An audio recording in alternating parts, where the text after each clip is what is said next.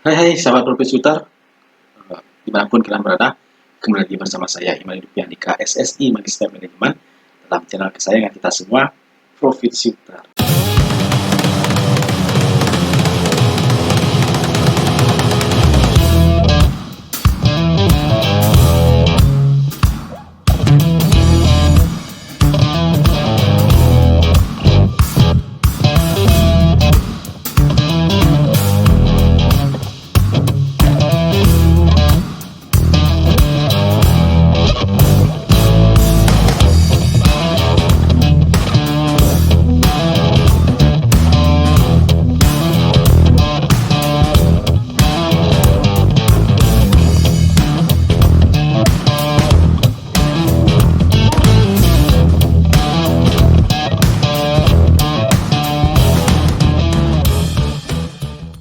Nah, jadi channel ini merupakan channel yang fokus membahas seputar edukasi dalam dunia berinvestasian dan juga trading, nah, dimana nanti kita akan banyak sekali belajar tentang yang namanya analisa teknikal, kemudian ada analisa fundamental, kemudian ada mindset-mindset yang harus kita pahami sebelum kita terjun ke dalam dunia investasi, dan yang paling penting adalah teknik-teknik rahasia. Yang seperti itu yang akan membantu kita untuk mendapatkan cuan ataupun profit dalam investasi dan juga trading.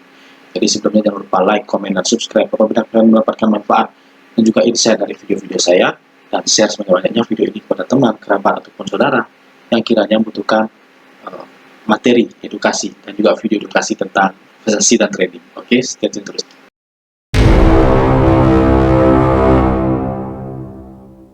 Baik rekan-rekan sekalian, ya pada video saya kali ini saya akan membahas tentang yang namanya uang dingin.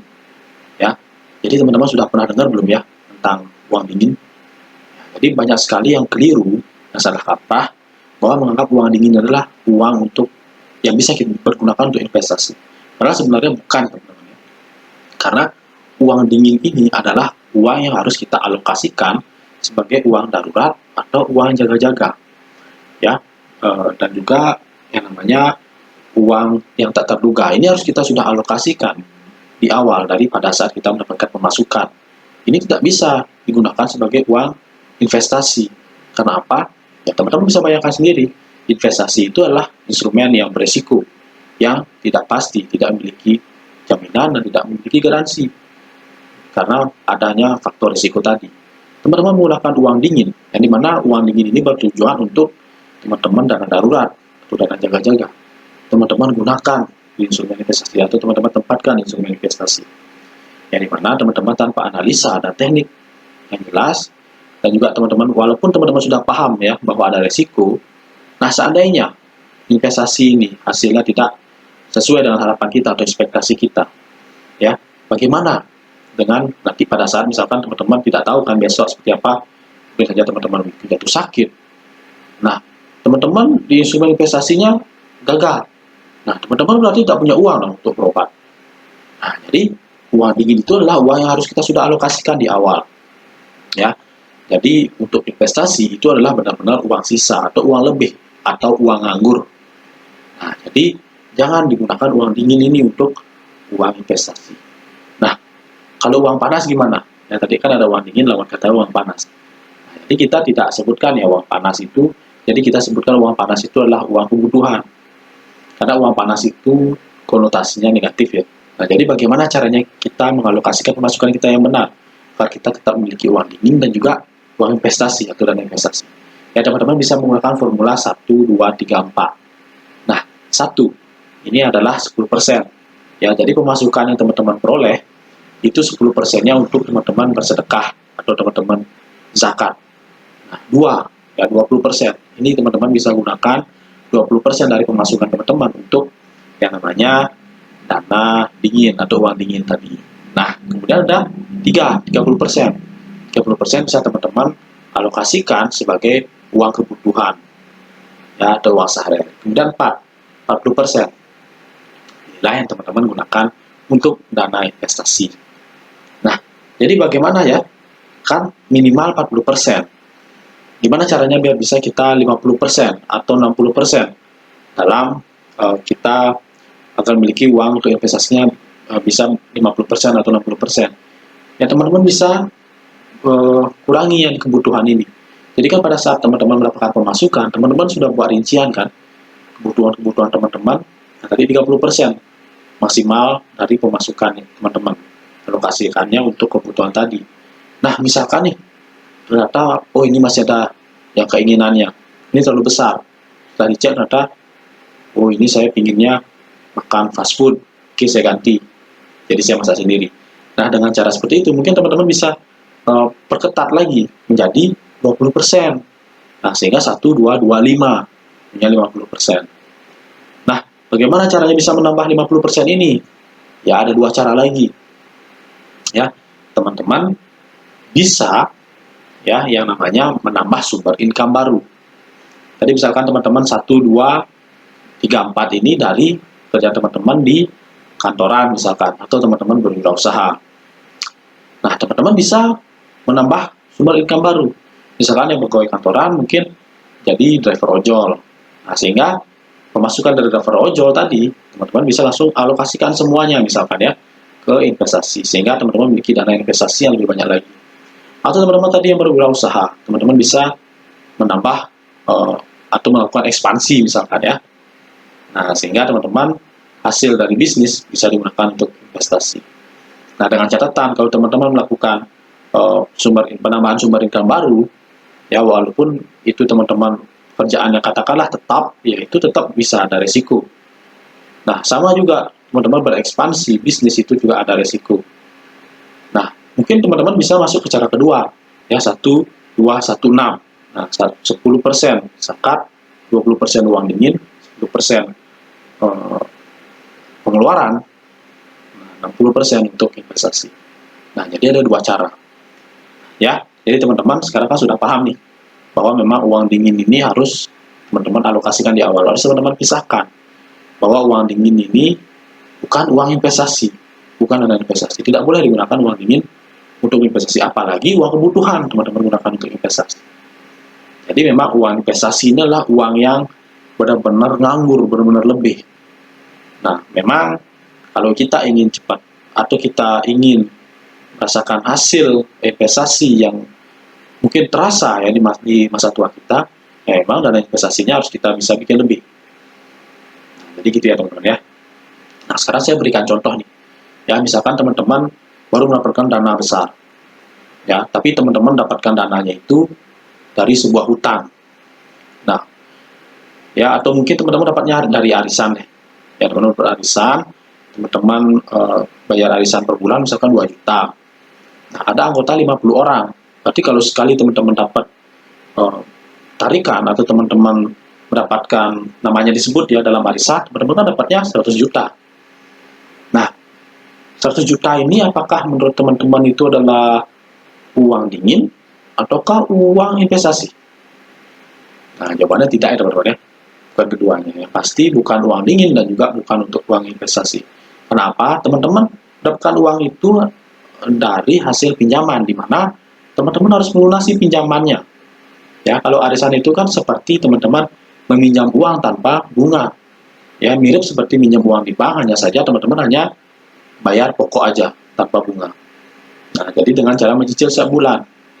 Nah, jadi karena dia bukan merupakan dana investasi dan juga bukan merupakan uang dingin, apalagi teman-teman untuk bayar hutang, ya teman-teman bisa bayangkan dong, kalau teman-teman misalkan nih di sebuah perusahaan ya, teman-teman bayangin sebuah perusahaan ada yang ingin menerbitkan saham baru atau ingin menggalang dana baru, pendanaan, dan di mana pendanaan ini digunakan untuk membayar hutang.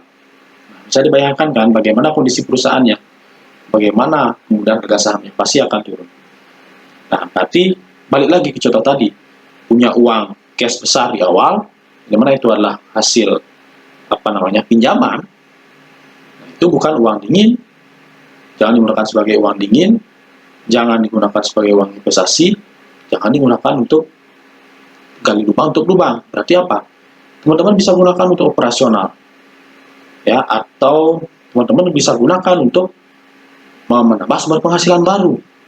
Ya, misalkan teman-teman untuk buka bisnis, ya, teman-teman mungkin buat bisnis apa, ya itu tergantung dari passion teman-teman. Yang pasti uang yang dapat hasil dari pinjaman itu teman-teman untuk menambah sumber income, ya, karena ada yang namanya cicilan, itu pasti teman-teman harus bayarkan. Kalau teman-teman salah tempatkan di instrumen investasi, teman-teman berharapnya langsung berlipat ganda uang tadi, ya siap-siap teman-teman gigit jari dan juga hilang uangnya ya. Jadi memang uang yang merupakan hasil pinjaman itu bukan merupakan uang dingin dan juga uang investasi. Nah, kemudian kemarin ada juga nih yang bertanya sama saya, ya. Jadi kalau saya ini memiliki uang cash ya 50 juta. Nah, kondisi saat ini saya sedang memiliki cicilan lagi 1 tahun. Nah, dan juga saya sudah memiliki bisnis yang stabil. Nah, sebaiknya uang 50 juta ini saya investasikan kemana? Nah, ada pertanyaan seperti itu kemarin. Ya. Kemudian saya analisa dong orang ini seperti apa. Dan ternyata usia dari orang ini itu hampir mendekati usia pensiun. Ya, usia beliau saat ini 53 tahun. Nah, kemudian apa yang saya lakukan? Saya tanya-tanya, ternyata beliau memiliki hutang. Ya, hutang itu 1 tahun lagi. Nah, langsung saya kasih tahu 50 juta ini langsung tutup hutangnya. Nah, kemudian saya tanya, apakah 50 juta ini cukup untuk nutup hutang? Oh, katanya cukup, masih sisa lagi 2 juta. Oke, tutup aja dulu. Loh, kenapa harus ditutup? Ya kan saya punya bisnis, ya, yang dimana menghasilkan penghasilan per bulan. Kalau bisa bayar nyicil, ngapain harus saya bayar cash? Ya, kemudian saya langsung kasih tahu bahwa memang usia, ya namanya usia itu tidak ada orang tahu. Ya, sekarang masih sehat, 2 hari lagi masih sehat, 3 hari lagi masih sehat. Apakah hari kelima teman-teman masih bisa sehat? Apalagi memang usia sudah tidak masuk ke dalam kategori muda lagi. Nah, kemudian dia mengiyakan, ya, karena memang usia saya sudah tidak muda, bukan tidak mungkin lagi usaha saya jalani, apalagi saya menjalankannya sendiri. Suatu saat itu kemudian ya ada yang namanya kolaps apabila saya jatuh sakit. Kemudian bagaimana dengan cicilan saya? Cicilan ini kan harus terus berjalan. Nah, artinya kemudian pada saat saya beritahu seperti itu, dia menjalankannya. Ya, artinya dia langsung menutup utangnya itu yang sisa 1 tahun lagi. Ya, karena memang kebetulan juga sudah bisa ditutup langsung. Nah, jadi walaupun teman-teman memiliki, ya, kesimpulan adalah walaupun teman-teman memiliki uang cash ya, yang sepertinya itu adalah uang dingin, ya, yang sepertinya itu adalah uang sisa atau uang nganggur, teman-teman harus perhatikan juga urgensi yang lain seperti apa, kondisi teman-teman seperti apa, kebutuhan saat ini seperti apa, ya. Kalau memang misalkan masih dalam usia produktif atau usia muda, ya lebih baik teman-teman tambah sumber income, tambah penghasilan teman-teman, gunakan uang tadi itu sebagai sumber penghasilan. Tapi kalau misalkan sudah masuki usia tidak produktif lagi, apabila masih memiliki cicilan, kita tutup aja, ya, kita tutup aja. Jangan dulu mikirin berekspansi dan lain sebagainya, karena memang usia yang tidak muda lagi itu adalah kita masuki yang namanya usia pensiun, dan dimana itu adalah harus kita happy, ya. Jangan sampai kita memikirkan usaha kita bagaimana cara berekspansi lebih kuat lagi, dan padahal usia kita tidak muda lagi. Atau misalkan kita terlalu ingin ngebet berinvestasi di instrumen yang kita tidak ketahui, ya, kita harus belajar lagi kan. Tapi kalau misalkan kita sudah masa tidak produktif lagi, ya, jika kita masih memiliki saat ini yang namanya adalah tunggakan, ya, segera lunasi, ya, karena memang masa produktif itu harusnya teman-teman sudah memasuki yang namanya masa pensiun dan juga masa tenang, ya, hidup tenang, hidup bahagia. Nah, ya, jadi teman-teman dalam catatan di sini tadi, misalkan orang yang tadi itu tidak memiliki cicilan, misalkan, ya, tidak memiliki cicilan, tapi usaha dia sudah punya dan memiliki uang cash, ya, uang cash nganggur, ya, bisa digunakan teman-teman alokasikan ke investasi, yang mungkin tanah di properti, atau mungkin emas, atau mungkin di saham. Nah, itu tergantung ya preferensi masing-masing dan juga profil risiko masing-masing. Nah, cuma dengan catatan seperti ini, dia mendapatkan dana besar itu ya dari mana? Apakah langsung dari warisan, misalkan dari warisan jeder gitu ya, langsung dapat dana besar, ataukah dia mengumpulkan setiap bulan, dia nabung setiap bulan dari 20 tahun lalu misalkan ya, sehingga sekarang memiliki dana besar itu. Nah, seandainya dia memiliki uang cash tadi itu langsung jeder ya dari warisan, ya itu cocok digunakan untuk properti ya, teman-teman alokasikan dari properti. Tapi dia kalau misalkan dapatnya dari menyisihkan setiap bulan dari hasil bisnisnya tadi itu, dia sisihkan setiap bulan, dia tabung di bank. Alangkah lebih baiknya jika dia mengetahui saham lebih awal, ya, karena dia bisa langsung investasi pada saat dia pertama kali bisa menyisihkan dana. Tidak perlu lagi dia harus nabung di bank, kemudian setelah terkumpul selama 20 tahun baru dia investasikan di properti. Ya, karena nanti jatuhnya adalah yang namanya di nabung itu kan kena namanya admin bank ya, dan juga kena admin bank ya. Nah, jadi teman-teman nilainya itu berkurang ya. Uang teman-teman yang teman-teman tabung itu bisa berpotensi berkurang.